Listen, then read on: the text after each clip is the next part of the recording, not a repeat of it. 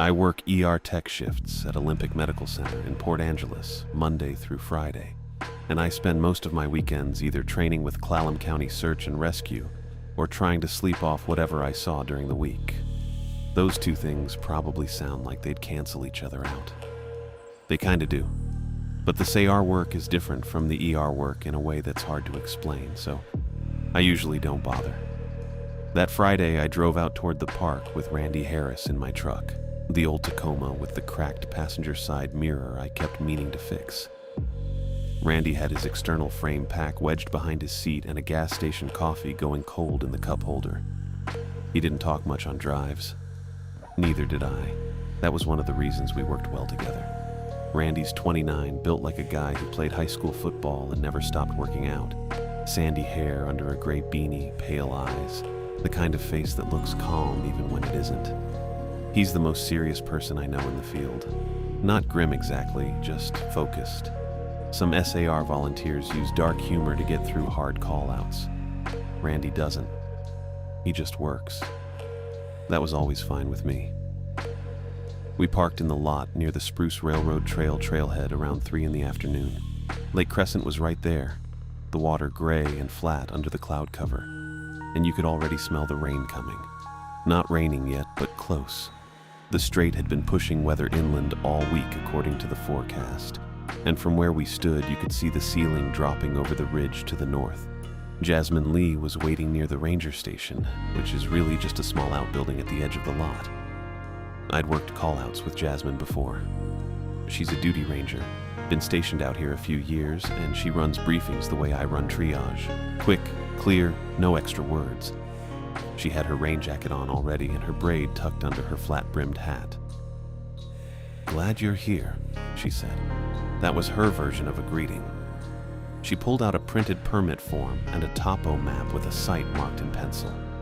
The missing person was a David Austin, 44, solo backpacker from Tacoma. He'd come in on a 3-day backcountry permit, campsite near Barnes Creek, and he was supposed to check out Thursday morning. That was over 30 hours ago. His car was still in the lot. She pointed at a gray Subaru Outback at the far end. And he hadn't called in, hadn't answered a ranger check at the trailhead. Nothing. "Weather's moving faster than projected," Jasmine said. "You've got maybe 4 hours of usable daylight. Probably less once it opens up." I looked at the topo. Barnes Creek campsite was maybe 3 miles in. Nothing technical. A straightforward, out and back on maintained trail. Jasmine mentioned the old rail tunnels along the route. The Spruce Railroad Trail runs through a couple of them. Short ones, maybe 60 meters each. The tunnels are fine. They're just tunnels. The plan was simple. Hike in, find David Austin, hike him out or call for extraction depending on condition. 3 miles. Known terrain before dark. I'd done harder call-outs in worse weather. I wasn't worried. Randy and I geared up in the parking lot. I checked my first aid kit, clipped my rescue whistle to my vest, stuffed my rain shell into the top of my pack. Randy was already shouldering his frame pack, adjusting the straps without looking, just doing it by feel the way you do after a few hundred times. Jasmine gave us her radio frequency and her cell number and told us to check in when we reached the campsite. "Watch for the weather," she said. "Always do," Randy said. We headed out. The trail along the lake is actually nice. I don't usually notice that kind of thing. But the Spruce Railroad Trail is flat, well maintained, runs right along the north shore of Lake Crescent through second-growth fir and cedar. Old rail bed underneath it all, converted after the timber operations shut down. In decent conditions, it's a pleasant walk. The conditions weren't great, but they weren't bad yet either. Just overcast and cool, the lake surface starting to texture up with the wind. We moved at a solid pace. Randy said it and I matched him. Neither of us talked much. I was thinking about the permit, running through the basics. Solo camper, 3 days in, no checkout. Most of the time that's a twisted ankle, or a dead phone battery, or a guy who just lost track of time. Sometimes it's a cardiac event, occasionally it's something else. I wasn't going to the dark place on it yet. I'd been doing this long enough to know the boring explanation is usually right. We'd been on the trail about 40 minutes when I saw it. The gravel section just before the first tunnel entrance, where the trail widens and runoff from the slope above comes down across the path. The wet gravel holds impressions well.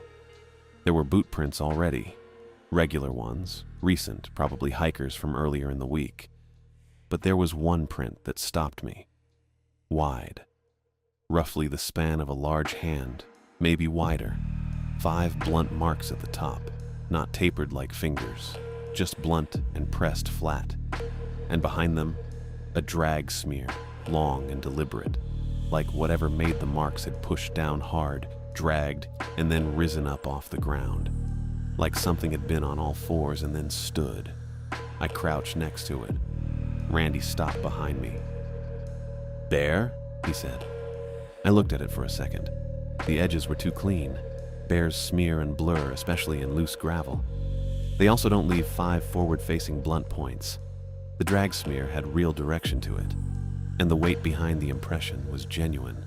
Whatever made that print pressed down hard enough to displace the gravel in a clear, even ring. "Maybe," I said. I didn't say what else I was thinking. I figured it was probably nothing. A prank, some weird natural impression, a boot print that had distorted in the wet. People leave strange marks. I've seen weirder things explained away before. The print led toward the tunnel. I stood up and looked at the entrance maybe 30 meters ahead. Stone-framed opening, dark inside. The kind of dark a headlamp cuts through no problem. I'd walked that tunnel before on training runs. It was nothing. Just an old rail tunnel. Randy was quiet for a moment. Then, "We going in?" "We've got a missing camper," I said. That was the answer to that. We'd been trained to assess and continue unless there was a clear and specific safety reason to abort. One unusual print in wet gravel wasn't that. We had a man who'd been out of contact for over 30 hours with a storm bearing down on the ridge. Leaving wasn't the call. It was never the first call. I clicked on my headlamp. Randy clicked on his. We went into the tunnel. The air changed immediately. Cooler, damp, that stone and old wood smell. Our footsteps went flat against the walls. I kept my light ahead and kept moving. The tunnel was about 400 meters, give or take. I know that because I looked it up afterward. At the time, it just felt long. We were maybe halfway through when Randy said quietly, "Footsteps." Not a question, just that word. I stopped. He stopped. And the footsteps, which I hadn't consciously registered until he named them, stopped too. Same beat, same pause. Like whatever was behind us had been pacing us exactly and decided to mirror the change. I stood there, counted to 3, turned around and swept my headlamp back the way we'd come. Missed. The tunnel curved slightly to the left, so I couldn't see the entrance anymore. Just wet stone walls and my beam catching the moisture in the air, and the old rail tracks running back into nothing. No person, no animal, no shape I could point to and say, "That's the thing that made that sound." I stood there longer than I probably should have. "Bear?" Randy said. "Maybe," I said. We both knew that wasn't right. Bears don't stop when you stop. They don't match your cadence step for step, and then freeze when you freeze. That's not bear behavior. I know bear behavior. I've done wilderness first aid courses and SAR training in this park specifically, and I've pulled 2 people out of situations involving black bears in the last 4 years. Bears are loud and reactive, and they don't do that. But I said maybe because the other options weren't useful right then. I turned back around and we kept moving. I didn't hear anything else behind us the rest of the way through. That was almost worse, honestly, because I kept listening for it. We came out the other side into rain, cold and steady, the kind that gets in through your collar and doesn't leave. I pulled my hood up and checked the permit printout I'd folded into my chest pocket. David Austin's listed campsite was off a side trail near Barnes Creek, maybe 600 meters northeast. The trail was faint, more of a use trail than an official one, just enough worn ground to follow if you were looking. I found the junction and turned. Randy fell in behind me without saying anything.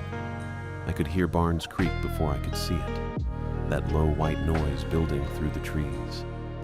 I was tracking distance in my head, counting paces the way I always do on search approaches, and I figured we'd hit the campsite around the 400-meter mark based on the permit description and the topo I'd studied that morning.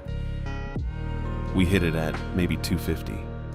That was the first thing that bugged me. I hadn't made a mistake on the math. The site was just closer than it should have been. I stopped at the edge of the tree cover and looked at it. Blue tarp strung between two hemlocks, taut, perfectly level, corners pulled even, tie-outs angled at the same pitch on both sides. That's not how people actually pitch tarps in the backcountry. People pitch them fast and they sag a little, and one side's always higher than the other because you're trying to get out of the rain and you're tired and your hands are cold. This looked like a diagram, like the illustration in a gear catalog. Underneath it, his pack. A tan Osprey 65 liters, sitting upright on its frame with the lid zipped and centered. Not leaned against a tree, not tipped on its side. Upright, like it had been placed there and leveled.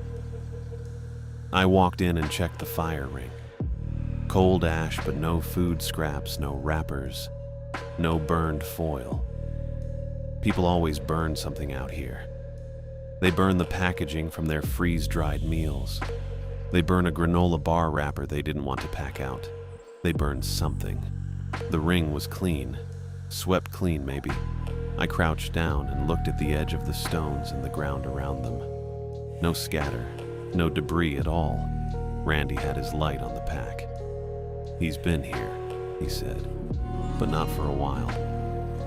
"Yeah," I said. I was working through the timeline. Permit said Austin checked in Wednesday morning, supposed to check out Thursday evening. Jasmine had flagged him Friday when he didn't show.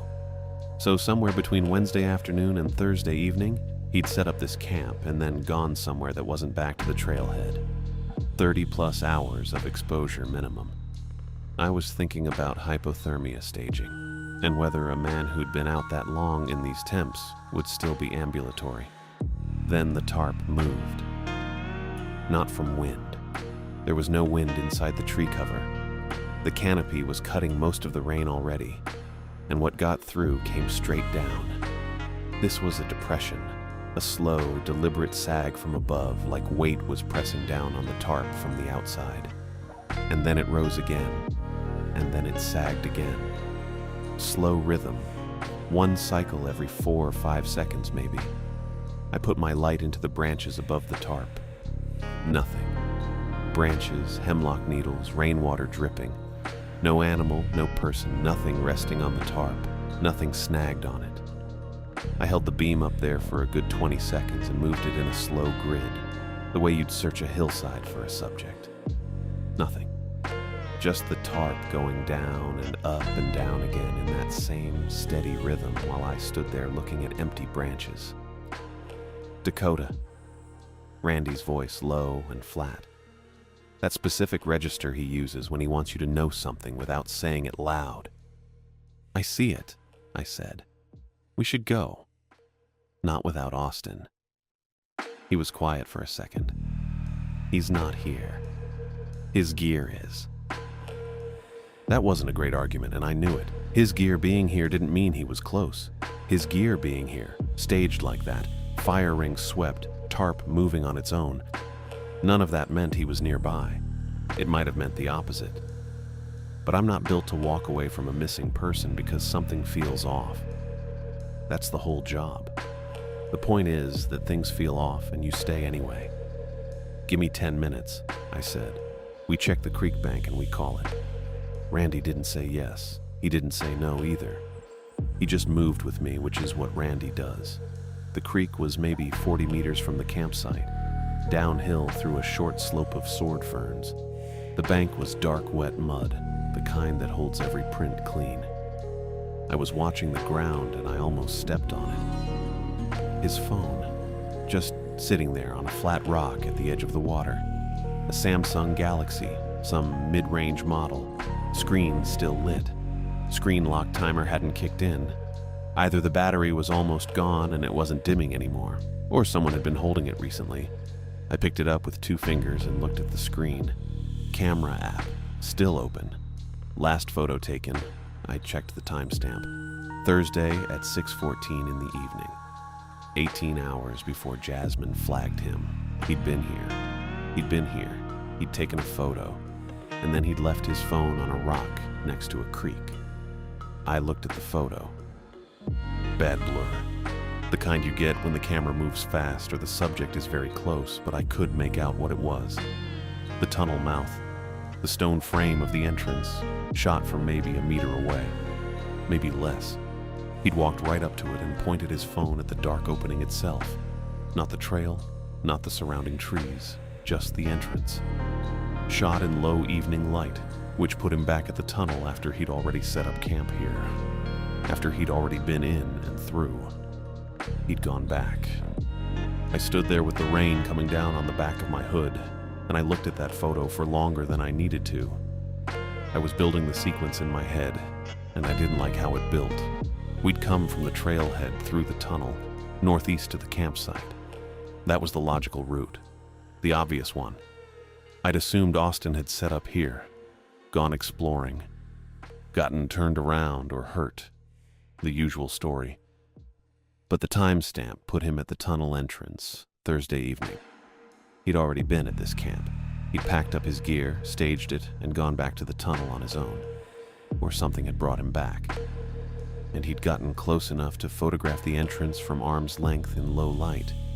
And then he'd left his phone on a rock and disappeared. I looked up at Randy. He'd seen the photo over my shoulder.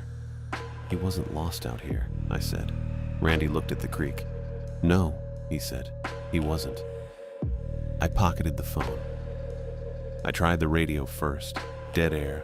Not static, just nothing. Like the unit had forgotten its purpose. I checked my phone next, already knowing. No bars, not one. I held it up like that would help. It didn't. Radio's out, I said. Mine too. Randy had already checked his. The Barnes Creek drainage does that in a storm. The ridge to the north cuts the signal, and the trees take care of the rest. I'd had 1 bar coming in, and apparently that was it. Our only route back to the trailhead was the way we'd come, which meant going back through the tunnel. I didn't say it right away. I think I was waiting for Randy to come up with a different option. He didn't. We go back through, he said. Yeah. The rain had picked up on the walk back. I kept my headlamp on the trail and didn't look at the creek. Randy walked behind me, and I could hear his breathing, steady and controlled. Randy didn't panic. That was one of the things about him in the field. The tunnel entrance sat in the hillside like a hole with nothing behind it. The storm had eaten most of the remaining light. I swept my beam across the opening. Same gravel, same smell of wet rock and old drainage. And went in first. The nests were about 10 feet in, on the left wall. I almost walked past the first one. Something made me swing the light sideways, and I caught it. A bundle of sticks and dry grass pressed into a crack in the concrete at chest height. Small, dense, woven tight enough to hold its shape without anything supporting it from below. I stopped walking. Randy. He came up beside me. We both looked at it without saying anything for a second. It hadn't been there when we'd come through the first time. I was certain of that. I'd run my light along both walls on the way in. Standard practice. You check for people tucked into corners. You check for animals. You do it by habit. The wall had been bare. There was a second nest 8 feet further in on the right side. Same construction, same height. I counted 7 before I stopped counting individually and just walked and noted them. Evenly spaced, both walls, all the way down the tunnel. Not random, measured. Someone had pasted out. I looked into one of them. Probably a mistake. 12 teeth. I counted them twice. Some were small and flat, molars. A couple were longer, sharper. One was too large for a person and too pale to be recent. The arrangement wasn't random either. They were placed in a rough circle inside the nest, alternating large and small, like whoever did it had a specific order in mind. I kept walking. I told myself it was a prank. Trail hikers do strange things. I've seen cairns in places that required someone to haul a ladder. I've seen surveyors' tape knotted in patterns that meant nothing. I've seen names carved into rock faces 100 feet off any trail. People get weird in the woods. That explanation was available, and I took it because it was the only one that let me keep moving. The problem was the timeline.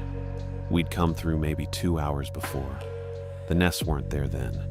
2 hours isn't enough time to build 14 stick nests, source and arrange exactly 12 teeth per nest, space them evenly down 300 feet of tunnel. The math didn't work. I kept that thought to myself. Randy was already quiet in the way he got when he was processing something, and I didn't need to give him a reason to stop. We were 2/3 of the way through when it happened. A voice, from somewhere behind us, not the entrance side, the deep end, the direction we were walking away from. It said Randy's name, not shouted, not echoed, low and wet like whoever was saying it had water in their throat. Just Randy and then nothing. Randy stopped. I stopped too. I didn't turn around right away. I counted to 3 and then turned. My headlamp went down the tunnel and hit mist in the curve of the far wall. Nothing. No shape, no person, no source. The voice had sounded close, and there was nothing back there. That wasn't an echo, Randy said. No, I said. We hadn't said anything for it to echo. I pulled my rescue whistle off my vest. Box 40, orange, the kind that works wet. I've carried it on every CR deployment for 4 years. You blow it and it's loud and it carries and it snaps people out of bad moments. That's what I needed. Something real, something loud. Something that broke the particular quality that had settled over us in that tunnel. I blew it hard. No echo. A whistle in a concrete tunnel should bounce. It should come back layered and overlapping from both ends. This one went out and stopped, like the sound hit something and got absorbed. I stood there for a second just holding that fact. Then it came back. One note. Perfect pitch. Exact match to what I'd just blown. From the deep end. From wherever the voice had come from. Not an echo. An echo is immediate, a little degraded, comes back weaker and slightly wrong. This was clean, patient, like it had been held and then released on purpose. I looked at Randy. We go, I said. We went. Running in a tunnel is bad. The ground's uneven, drainage channels cut across it. Your headlamp throws weird shadows at the curve and you lose depth perception. We ran anyway. I heard Randy's boots behind me and I didn't slow down until the exit opened up gray ahead of us.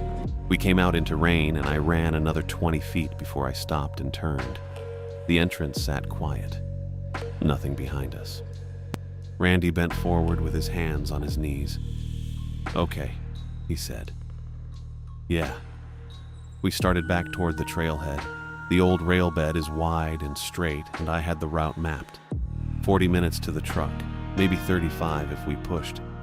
I knew exactly where we were. 8 minutes out I saw the tree. Full width across the road, a big cedar, 2 feet across at the base. The split wood was pale yellow against the gray bark, still bright the way fresh breaks are before rain gets into them. The leaves on the downed branches were still moving, not wind moving, settling moving. The motion a branch has right after it lands. We hadn't passed a downed tree coming in. I walked up and put my hand on the wood, dry under the surface. This tree hadn't been sitting here in the rain. It had come down after we'd already walked through 2.5 hours ago, which wasn't how trees worked unless there was a specific reason. The uphill side was too steep to navigate in the dark, brush too thick. I looked toward the lake. Shoreline, I said. Randy didn't argue. We cut down to Lake Crescent and picked up the shoreline trail, narrow and rocky between the water and the tree line. The rain was coming sideways and the lake surface was choppy and gray. I kept my light ahead and moved fast. The figure was standing at the water's edge about 40 feet ahead. I stopped. Randy stopped behind me. A person in a jacket standing still in the rain, facing the water. About my height. Not moving. I called out. Standard procedure. Search and rescue. You okay? Nothing. I brought my light up and swept it across them. The jacket wasn't a jacket. The shape was right. The drape at the shoulders was right, but the surface was wrong. Too uniform. No seams I could pick out anywhere. It moved with the person the way clothing doesn't. Tight, continuous, unbroken. I filed that and looked at the hands. That was the part. Too many fingers. Not longer, not distorted. Layered. Like multiple hands occupied the same space at once. My brain kept trying to resolve it into a normal number and kept failing. I counted and lost the count and started again. The figure turned toward us. The distance between us changed. That's the only way I can describe it. One moment, it was at the waterline, and then it wasn't. Not running, not walking. The gap just closed, fast and wrong, until it was close enough that I could see the rain hitting that surface and running off it in the wrong direction. I grabbed Randy's sleeve and we went into the trees. The trees were dense enough that I couldn't hear the rain properly, just the drip off branches above us. We moved fast without talking. I had my headlamp sweeping low, watching for roots, and that's how I almost missed it. There was a log about 30 yards in, a big cedar that had come down maybe years ago, and under the overhang of it, the hollow side, there was a pile, neatly folded. That's the thing that stopped me. It wasn't dumped or scattered. It was folded. I crouched down and put my light on it. Blue rain jacket on the bottom, spread flat. Khaki hiking pants on top of that. Trail runners side by side, laces tucked. And on top of the shoes, a brown leather wallet sitting open. Cards still in it, driver's license visible. David Austin, 44, Port Angeles address. I checked the jacket. No blood, no damage I could see. I checked the pants. Same. They hadn't been torn off him. They'd been removed and placed. Randy was behind me, close enough that I could hear him breathing. That's his, he said. Yeah. I didn't touch the wallet. It felt wrong in a way I couldn't explain, like it was set out for a reason, and picking it up would mean something. I took a photo with my phone instead and stood back up.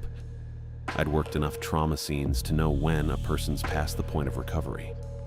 This had that feeling. I filed it and kept moving. That's when Randy made a sound behind me. Not words. More like a grunt, air forced out. I turned and he was bent forward, both hands near his throat. Not gripping it, but braced near it. Like something had locked around the outside and he was trying to get his fingers under it. His feet were moving wrong. Small backward shuffles, his heels catching on the ground, his body dragging back toward the water. I got to him in 2 steps. Nothing visible at his throat. His airway was open. I could hear him pulling breath, not a full obstruction. His eyes were wide and tracking me, which was good. But his whole body kept jerking backward in slow, rhythmic pulls, like something had a hook in him and was reeling the line.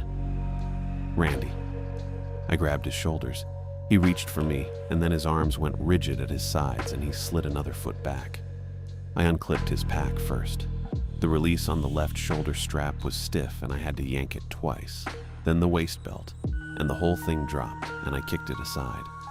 Cut the weight. If something's pulling him, you cut everything extra. That's just basic. I reached into my vest and pulled the rescue rope. 40 feet of 8mm static, orange. The coil I'd rebagged after the last call-out. I looped it under his arms, chest harness, fast and loose, but it would hold, and ran the other end around the nearest solid tree, a Douglas fir maybe 14 inches across, and tied off a friction wrap. Randy slid back another 6 inches while I was working. The branches behind him were bending inward, slowly, not wind. The rain was coming from the west, and these branches were bending east toward us, toward Randy specifically. Two of them snapped while I watched, not broken by impact, just bowed until they failed.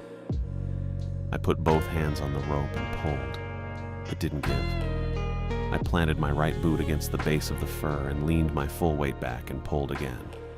The rope cut into my palms through the gloves, the inner lining compressing. Randy's heels dragged another inch and then stopped. I kept pulling. My arms were shaking by the third minute. The rope was burning through the gloves now. I could feel the heat even through the synthetic, feel the grip starting to go. The bowing in the branches behind Randy had gotten worse. Something was pressing from above and behind, and it didn't have a clean shape I could track. I didn't look at it directly. I kept my eyes on Randy, and I kept pulling. He made a sound that wasn't quite a word. Then his whole body lurched forward hard and fast, like a cord cut under tension. He stumbled into me and we both went down on the wet ground. I held the rope out of reflex and it went slack in my hands. Behind us, the bowing stopped. The branches settled back, slow and uneven. Randy was breathing, rough and shallow, but breathing. There was bruising already coming up on his throat, a dark red band across the front. He sat up and looked at me and didn't say anything. "Can you walk?" He nodded once. We walked. I don't know exactly how long it took to find the maintenance building. 20 minutes maybe. It was set back from the lodge service road, a low structure, metal siding painted green, the kind of building that holds tools and spare parts and gets unlocked twice a year. The door had a push bar handle and a padlock loop, and the padlock wasn't in it. I pushed the door open and we went inside, and I pulled it shut behind us. Small room. Shelving on 3 walls, mostly empty. A few cans of something. A folded tarp. A bag of sand. A workbench along the back with a lamp bolted to the wall above it. And on the desk surface, under a plastic clipboard, a radio. Handheld. Motorola. The older boxy kind. Charger plugged into a wall outlet. Powered on. I checked the battery indicator. Half full. Good enough. I went to the door first and jammed my multi-tool into the latch housing, the pliers end, and forced it sideways until the mechanism caught. Then I got the shelving unit nearest the entrance, metal, maybe 60 pounds, mostly empty, and dragged it across the concrete floor until it was flush against the push bar. Randy helped without me asking. He could move. That was enough. I picked up the radio, channel 9 first, standard distress frequency. I keyed the transmit button and said my name, our location, request for immediate assistance. Kept it clean and short, the way dispatch prefers. Let go of the button and waited. Static. Then my own voice came back.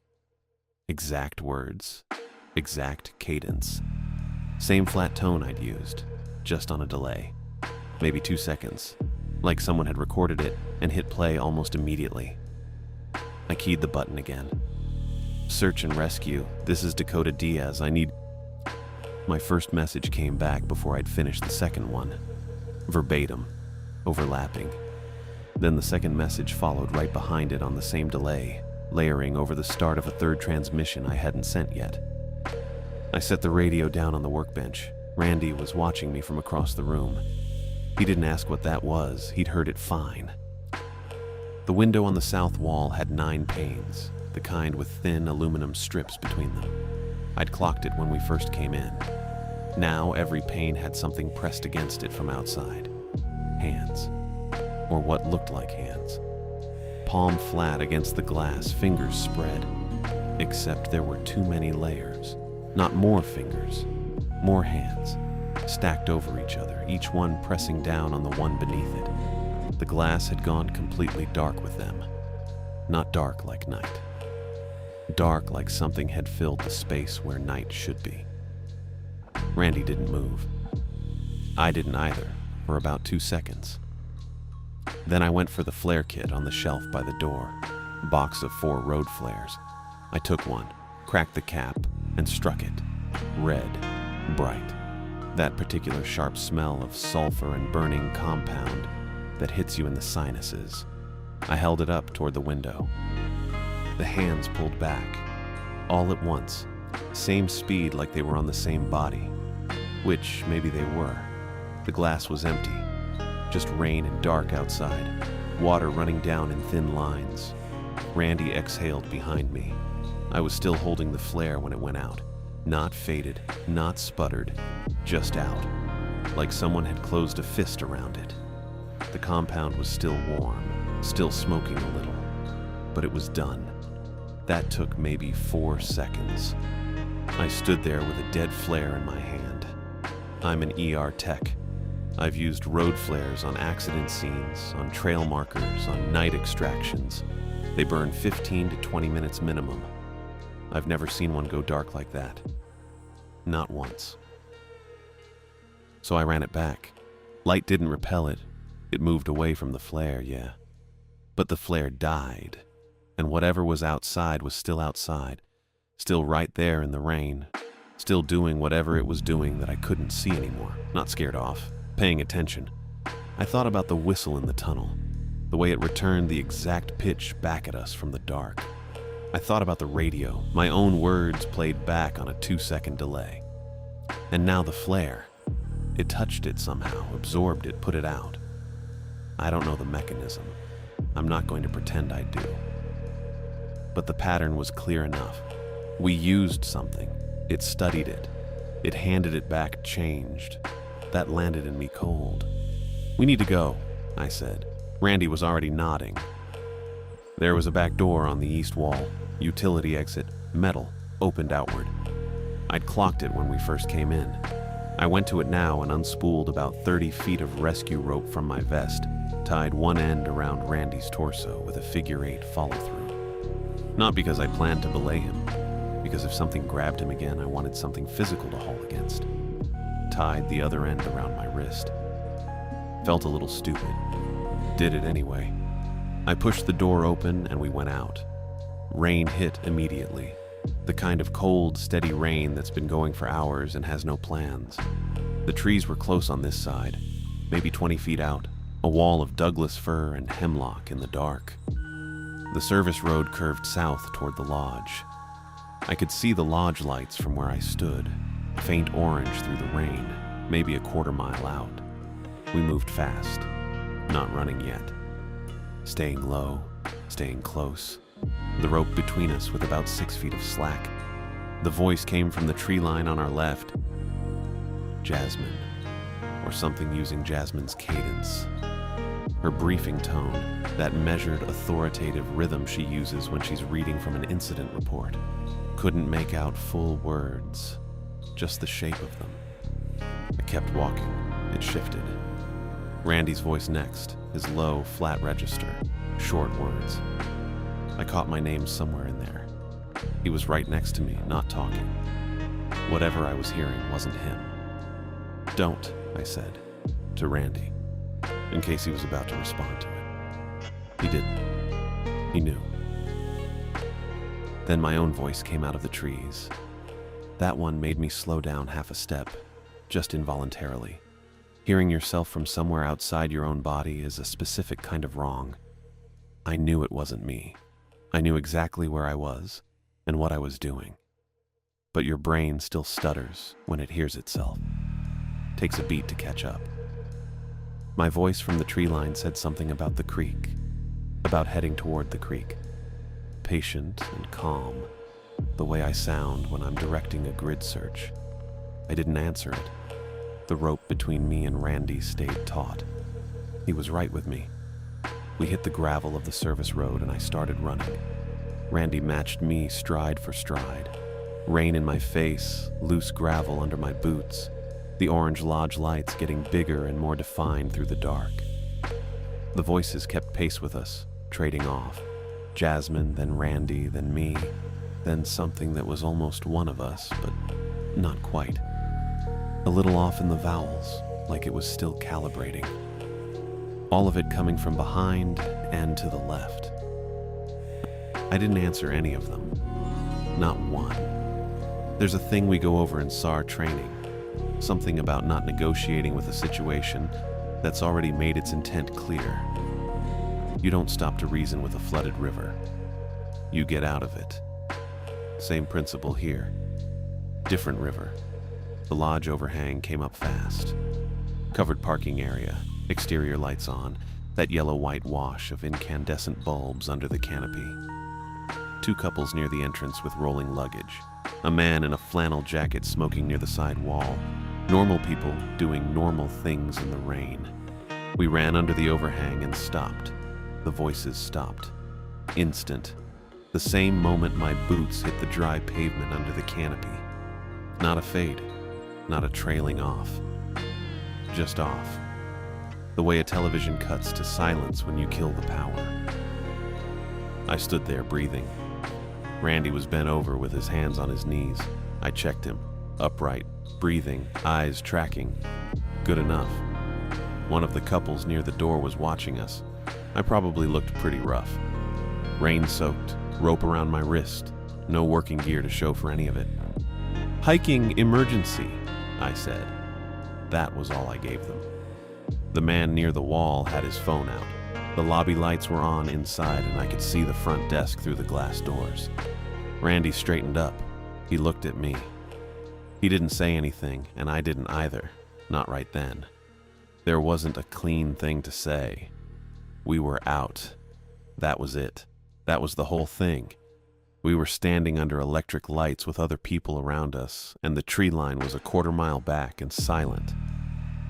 I started unwrapping the rope from my wrist and coiling it. Jensen showed up at 8:15 the next morning. We'd slept in one of the lodge rooms, and the front desk manager had put us up after I told her there'd been a backcountry emergency and we needed to stay. I didn't give details. She looked at Randy's face and handed me a key card without asking anything else. The room had 2 queen beds and a bathroom with actual hot water. I sat on the floor of that bathroom for maybe 20 minutes, with the water turned up as high as it would go and let it run. I didn't feel clean after. I felt less dirty, which isn't the same thing, but it was what I had. Jensen was shorter than I'd expected from his voice when I called the non-emergency line around 6 in the morning. He came in with a spiral notebook and a digital recorder and set both on the little desk by the window. He asked if we wanted coffee before he started. We said yes. He went down to the lobby and got 2 cups and came back and didn't make it weird that he'd done that. I liked him for that. He took my statement first. Randy sat on the far bed with his cup and didn't interrupt. Jensen asked me to start from when we'd arrived at the trailhead and walk him through it in order. So I did. I kept my voice level the same way I do in the ER when I'm relaying intake to a doctor. Facts in sequence, no editorializing, because editorializing wastes time and makes you sound like you're trying to sell something. Jensen wrote things down and asked clarifying questions. He didn't flinch at the stick nests or the teeth or the voice that had used Randy's name from deep in the dark. He wrote it all down the same way. I appreciated that more than I probably should have. When I got to the figure near the shoreline, he asked me to describe the hands again. Layered, I said, like more than one hand occupying the same space, palm over palm, but each one was moving independently. He looked up from the notebook. All at the same time? Yeah. He wrote that down. Didn't say anything about it. When I reached the maintenance building and the rope, he asked me to slow down. He wanted Randy's condition in detail. The choking, the backward drag, the bruising. He asked if it was possible Randy had caught something in the dark and pulled himself off balance. I told him I was standing right there and no. He wrote that down too. Randy's statement took longer. He's not someone who naturally tells stories. He moves through events in order and gives you the data, which is usually exactly what you want. But Jensen kept asking him to back up and fill in. Randy did it without complaint. His voice stayed flat the whole time, the same low register he uses on call-outs. The only moment it shifted was when Jensen asked about the footsteps in the tunnel. Randy stopped and looked at the wall for a second. They matched our pace exactly, he said. Not an echo. It stopped the moment we stopped. Jensen nodded, wrote it down. By the time we finished, it was almost 11. Jensen capped his pen and thanked us for our time like we'd done him a favor, which in some technical sense I guess we had. He handed us both his card. He didn't say he believed us. He didn't say he didn't. That seemed right to me. The SAR teams had gone out at first light. I knew some of them. A guy named Pete from my rope certification. A woman named Carla, who'd been on the same wilderness first responder course I did 2 years back. They swept the Barnes Creek area and the full tunnel corridor. Jasmine Lee went with them as duty ranger. They didn't find David Austin. I'd known they wouldn't by the time morning came, but I waited for it to be confirmed before I let myself stop hoping. Jensen called around 2 in the afternoon while Randy and I were still at the lodge eating sandwiches from the vending machine in the hallway. He told me the search had come up empty and they'd be expanding the grid the next day. Then he told me about the pack. They'd found it at the tunnel entrance, sitting upright on the dry gravel just inside the overhang where the rock keeps the rain off. Randy's external frame pack, the one I'd unclipped in the trees and left on the ground so we could move. It was set down carefully, Jensen said, or at least that's how it looked. Frame clean, buckles clean, dry when everything around it was soaked through. I told him I didn't have anything to add to that. "There's one more thing," Jensen said. He paused. Jensen didn't usually pause. There was something inside it, on top of the other contents. I waited. A rescue whistle. Orange with a lanyard. Looks like a Fox 40. It was. I'd carried that thing since my first SAR certification. I dropped it somewhere in the trees when everything went sideways and hadn't thought about it since. Jensen said it had been cleaned. Mud gone. Lanyard wiped down.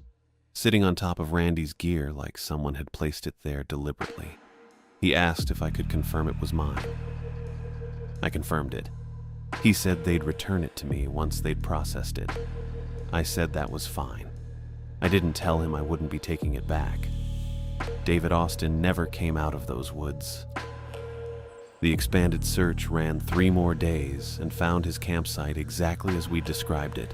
Tarp, pack, cold fire ring, nothing disturbed, nothing missing except him.